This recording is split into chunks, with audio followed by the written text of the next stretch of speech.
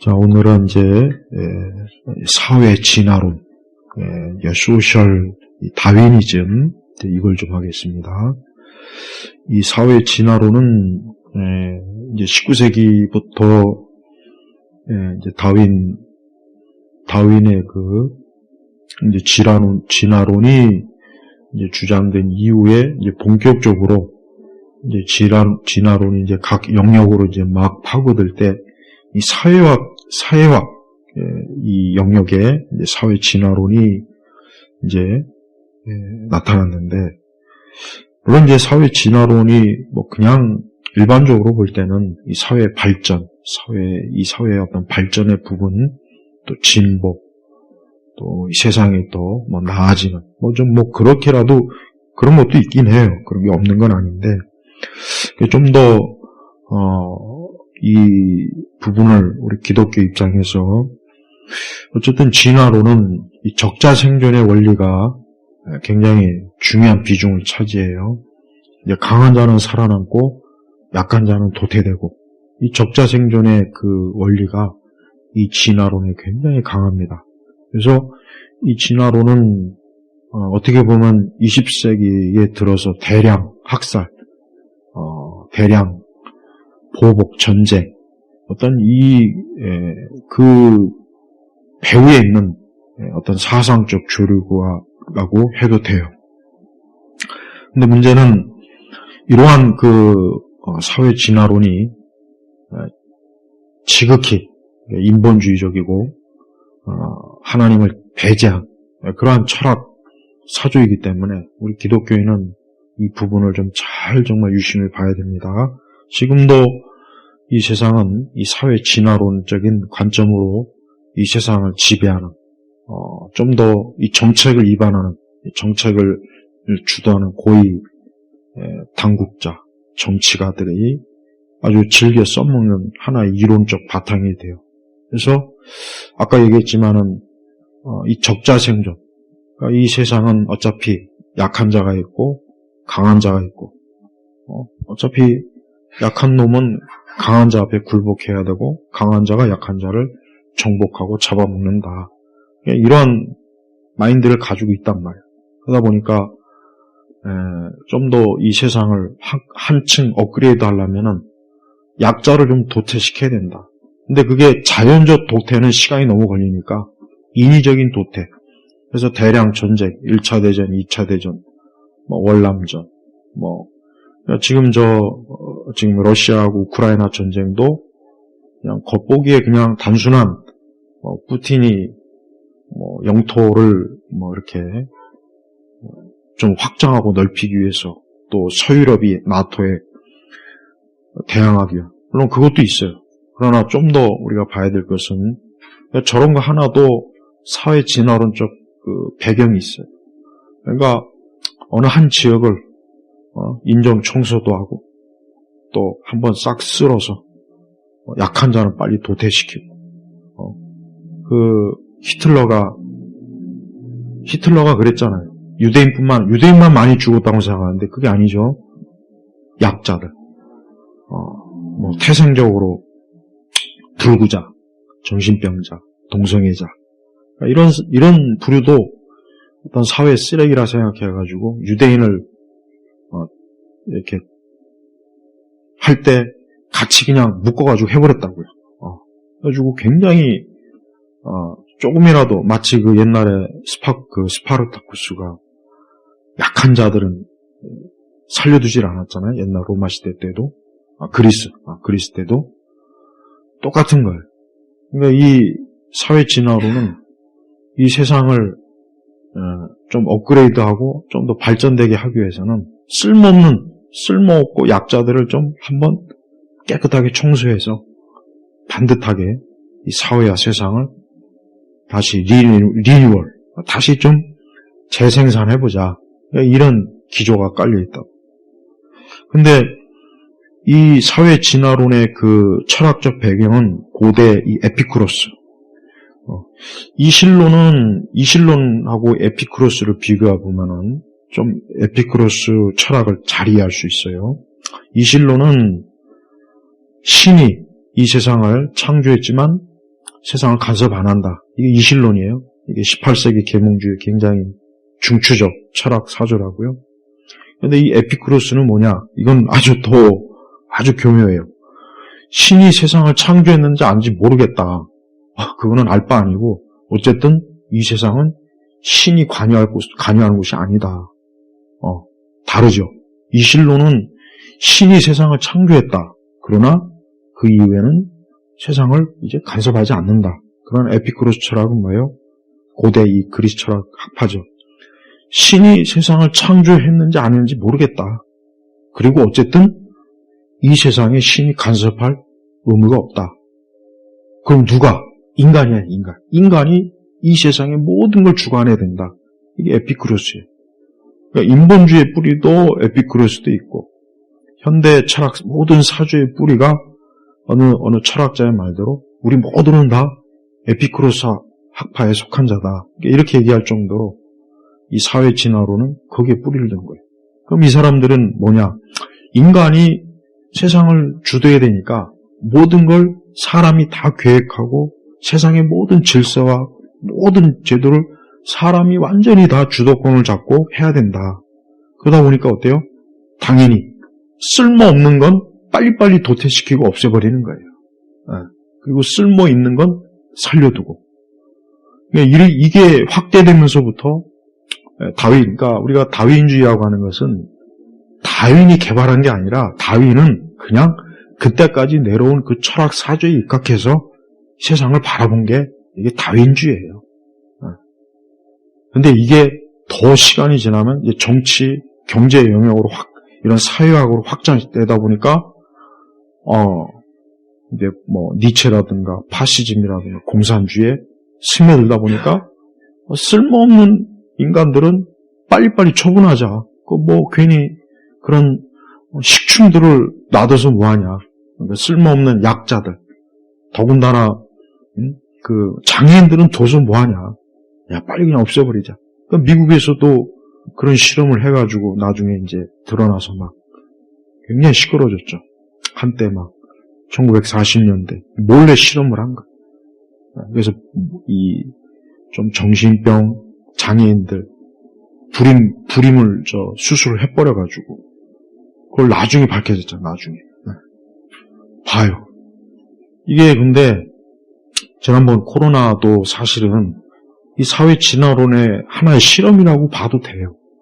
그러니까 어떻게 하면 세상을 좀 더 이게 자칫하면 이제 음모론으로 들릴 수도 있겠지만 음모론을 배제하고서라도 이거 세상에 너무 인구가 많고 그 인구 많아봐야 이 경제 소비도 다 하기 힘들고 자꾸 경제가 불안정하고 공황이 하니까 이러면 안 되겠다. 적정 인구를 좀 딱 해서 좀 경제도 딱 컴팩트하게 맞추고 그러면 얼마나 살기 좋으냐. 더군다나 이 자연 지금 온난하고 막 탄소 배출이니까 그러면 가장 빠른 게 뭐예요? 사람을 줄이면 돼요. 사람을 줄이면 된다고. 그러니까 이제 어때요? 그럼 좀 이 사회에 좀 부적응, 쓸모없는 사람들은 좀 어떻게 좀 제거하자. 두 가지가 있어요. 하나는 전쟁. 가장 첫 번째는 전쟁. 전쟁을 일으키면 한꺼번에 많이 죽는다고. 젊은이들, 이런 사람들도. 노약자들도 많이 죽고, 지금은. 그 다음에 이제 또 하나는 뭐예요? 전염병이에요. 대규모. 이 전염병도 굉장히 더 효과가 좋아요. 어떻게 보면. 훨씬 좋죠. 속도도 빠르고, 처분도 더 많이 하고. 마치, 소나 돼지 어떤 그 병이 들면 살처분한다 그러잖아. 닭도 하면 몇백 마리씩 살처분하고, 돼지도 살처분하고. 그러니까 인간도 사람은 왜 그러면 안 되냐. 사람도 그렇게 안 될 게 뭐가 있냐. 이 생각이 스며드는 거예요. 이 사회 진화론적 관점을 보면 인간도 가능한 거예요. 인간도 살처분하자. 쓸데없는 인간들 도저 뭐하냐. 그 중에서도 저 기독교인들이 제일 문제가 많아. 세상을 신이 창조했다. 그러니까 이신론도 그러고 보면 굉장히 이신론도 그러고 보면 굉장히 경건한 철학이에요. 근데 에피쿠로스는 어때요? 단순히 쾌락주의가 아니라고요. 신이 세상을 창조했느니 뭐니 그딴 얘기 하지 말고 세상은 우리가 주도해야 된다. 사람이 고대해야 된다. 아주 그리스 철학이 아주 그냥 핵심을 가장 많이 드러내고. 근데 이게 지금까지 계속 유지되고 있어요. 그러니까 고대의 이 철학은 절대 없어지지 않습니다. 그러니까 인간의 그 사악한 철학은, 생각은 절대 없어지지 않는다는 거예요, 여기서. 물론 하나님 말씀도 없어지지 않죠. 그러나 인간의 철학은 하나님의 심판하면 없어지죠. 그러나 하나님의 말씀은 영원하다 그랬잖아요. 그러니까 이거예요. 그러니까 우리는 이런 이 사회 진화론적으로 세상을 바라보고 정책을, 특히 이 정책을 위반한 유엔이라든가 다국적 기업, 그 다음에 당연한 거 각 그 나라의 그 대통령, 수상, 장관, 이런 공적 영역의 정책을 다루는 사람들이 이 사회 진화론에 깊이 많이 빠져 있다고요. 그래서 이거는 겉으로는 굉장히 효율적인 경영, 효율적인 국가 경영, 효율적인 세계 경영, 효율적인 어떤 이런 다국적 기업, 그러니까 경영의 차원으로 보는 거예요. 그러니까 경영의 차원으로 보면은 절대 사람이라도 쓸모 있는 것과 쓸모 없는 걸 반드시 구분합니다. 그래서 우리가 직장에서도 일반 사기업이 대규모 미국 같은 경우는 대량 해고를 하잖아요. 그것도 이런 차원으로 하는 거예요. 그러니까 이 사회 진화론이 계속해서 파고들면, 더 시간이 지나면 사람도 쓸모있는 인간과 쓸모없는 인간을 딱 구분해서 쓸모없는 인간은 빨리 처분하자.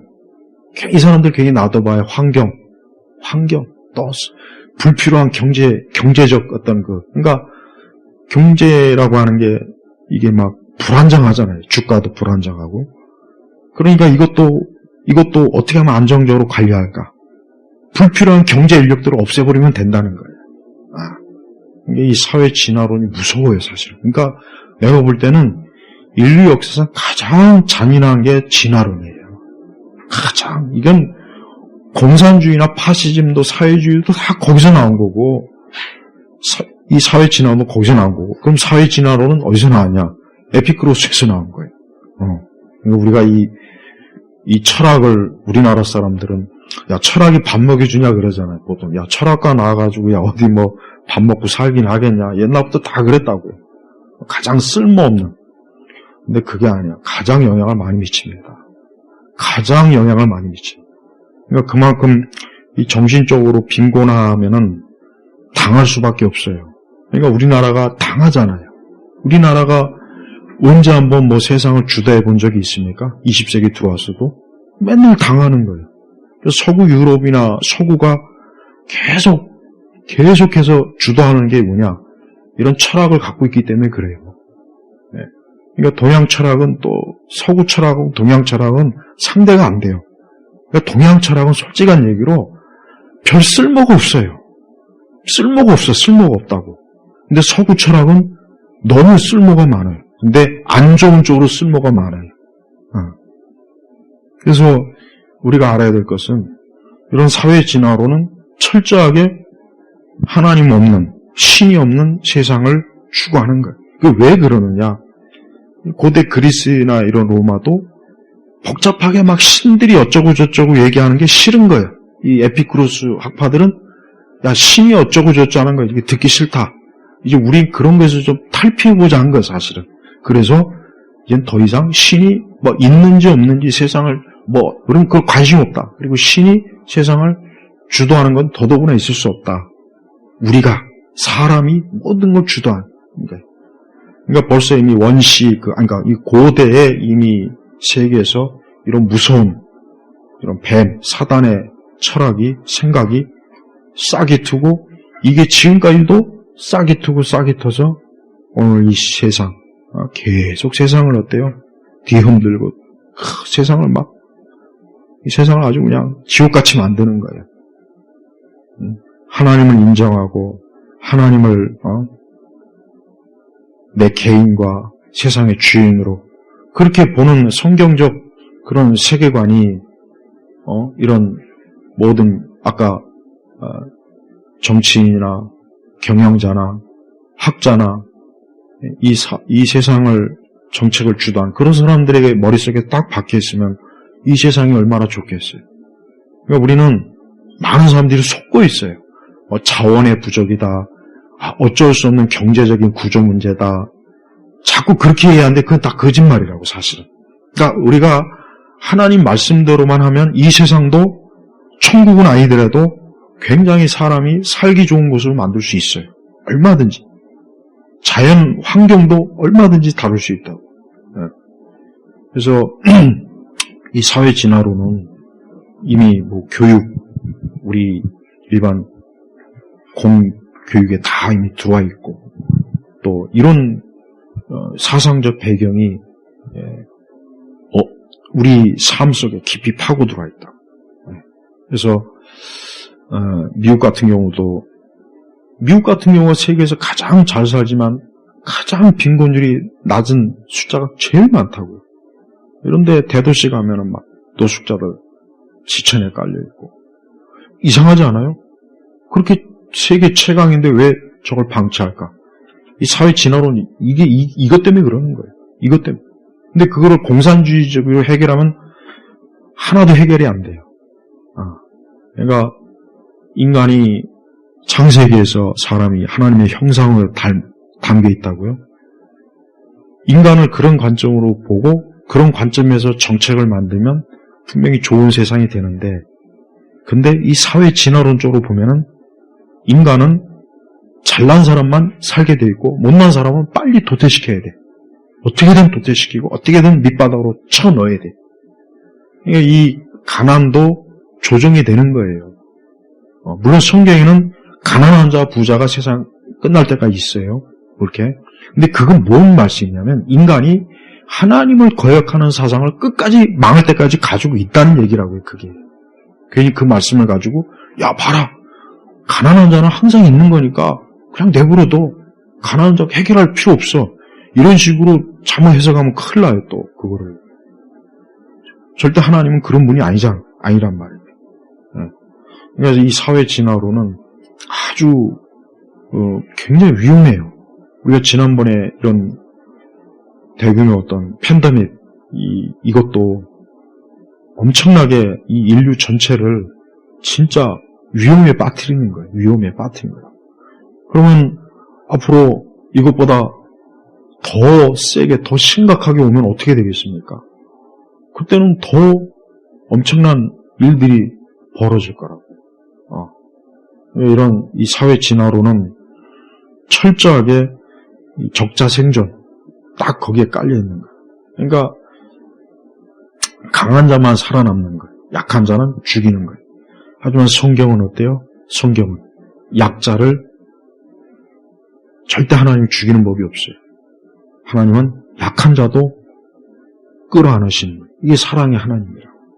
근데 공산주의는 반대로 강한 자를 죽이고 약자를 끌어준다 그랬는데 문제는 그 약자가 나중에 강자가 돼버려요. 공산주의는. 그러면 또 해결이 없어. 계속 또 돌고 도는 거예요. 북한 봐요. 북한은 옛날 자본가들을 밑바닥으로 떨어뜨렸어요. 프롤레타리아가 지배했어요. 그 프롤레타리아가 지금 어떻게 됐습니까? 지배다. 강한 자가 됐잖아요. 봐요. 그러니까 이런 그 사회 진화론적인 이 정책이나 사회 계획이나 경영은 점점 더 힘들게 만듭니다. 세상. 더 구조적으로 힘들어요. 그러니까 우리가 세상이 이 구조적으로 힘든 원인이 어디 있느냐? 이런 생각을 가진 사람, 이런 사회 진화론적 생각을 가진 사람들이 정책을 주도하고 만드니까 지금 이렇게 되는 거지. 절대 이건 어쩔 수 없어. 이거는 뭐 해결책이 없어. 거의 모든 경제학자들이나 정치가들, 사회개혁가들은 그런 식으로 얘기해요. 그리고 아니면 그냥 막 마르크스나 레닌이나 이런 사람들처럼 그냥 막 파시즘으로 그냥 이것저것 다 필요 없다. 그냥 다 싹 죽여버려라. 그냥. 이런 식으로 해결하든가. 이렇게 되는 거예요. 그러니까 우리 그리스도인들이 이 사랑의 하나님, 하나님의 형상을 닮은 하나님의 사람을 창조하고 그 사람을 하나님의 사람으로 변화시키고 새로운 피조물, 이게 얼마나 좋습니까? 얼마나 우리 사람에게 좋습니까? 근데 그런 것들이 아닌 모든 것들은 더 인간을 힘들게 할 뿐이에요. 그래서 우리가 하나님의 형상을 담은 인간의 존재에 대해서 깊이 좀 생각해 본다면 이런 사회 진화론이나 이 적자생존이라든가 에피크로스라 이런 것들이 얼마나 우리를 힘들게 하는 것들이 바로 이런 것들이라는 걸 안다면 사람들이 하나님의 말씀을 좀 새롭게 볼 수 있을 텐데, 근데 그게 참 안 되고 있는 거예요. 그래서 하여튼 이 부분에 있어서 우리는 이 하나님의 말씀이 이 세상에서, 이 세대에서 얼마나 저 사단의 사악한 철학과 이상 때문에 이 세상을 더 어렵게 하고 있는지를 그 실체를 우리가 알아야 돼요. 기독교가 세상을 힘들게 하는 게 아니에요. 이 세상이 세상을 힘들게 하는 거라고. 계속 하나님을 대적하고 하나님 없는 세상을 만들면 더 힘든 거예요. 더 가면 갈수록. 그래서 지금 더 힘들 거야. 앞으로. 그러니까 우리가 이러한 것들을 잘 깨달아서 하나님 안에서 온전한 말씀의 인생을 왜 살아야 되는지 잘 좀 이해하시기 바랍니다. 기도하겠습니다. 하나님 아버지 감사합니다. 하나님의 말씀에 벗어난 인간의 모든 철학, 사상, 이념과 모든 학문과 지식이 결국 인간을 괴롭히고 고통을 주는 것으로 다시 돌아온다는 걸 좀 잘 깨달아 말씀으로 사람들이 주님 앞에 살아가는 그런 복된 세상이 되기를 소원합니다. 감사하며 예수님의 이름으로 기도 올렸습니다. 아멘.